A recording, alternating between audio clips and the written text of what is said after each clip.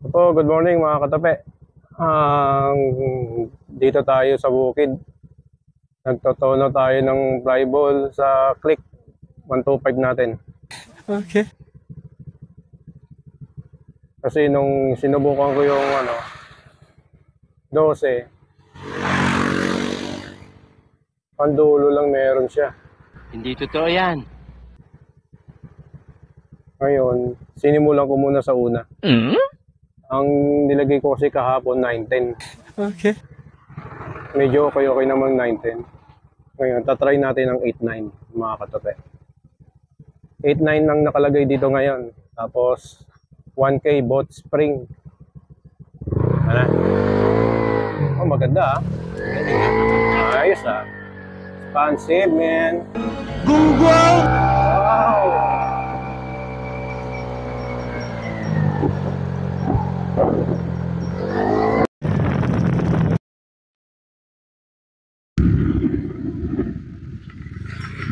Yung kaninang pwesto ko, ano yan?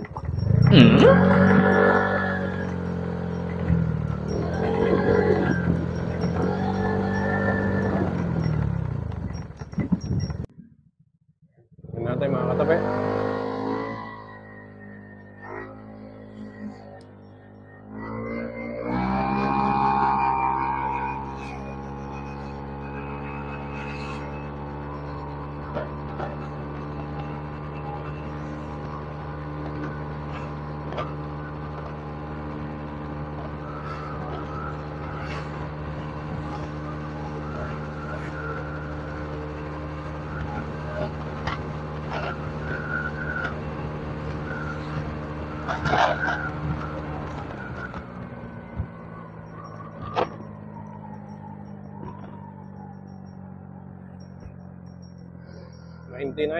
Sana all.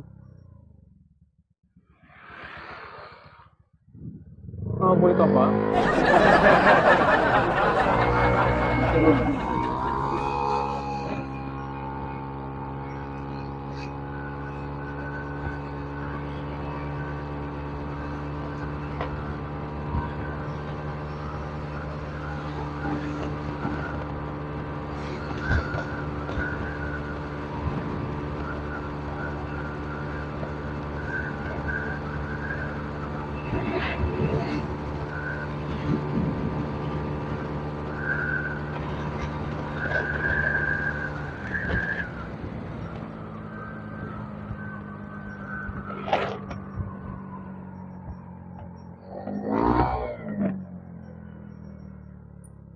Ayos to.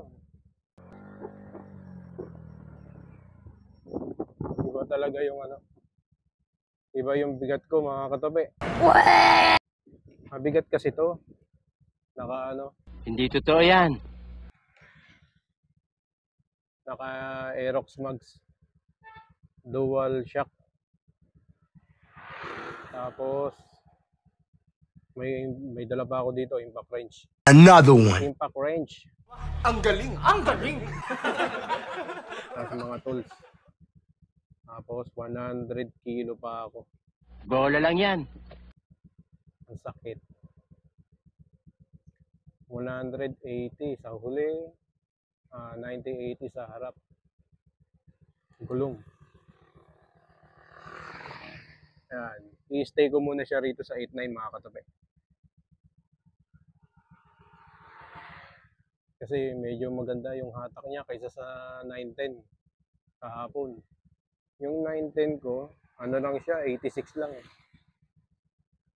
Yung pasalubong yung hangin. Pero nung ito, siya, 89.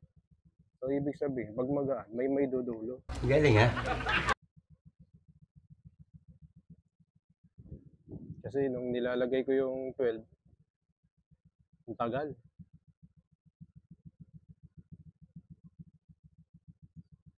Basta, ito may hatak to kaysa sa straight 12. Saka yung poly ko nga pala mga katope, lubog na kasi yun eh. Kaya hindi na masyadong umahatak. Tagal na kasi yun, 2 taon na. Paano mga katope? Ride safe.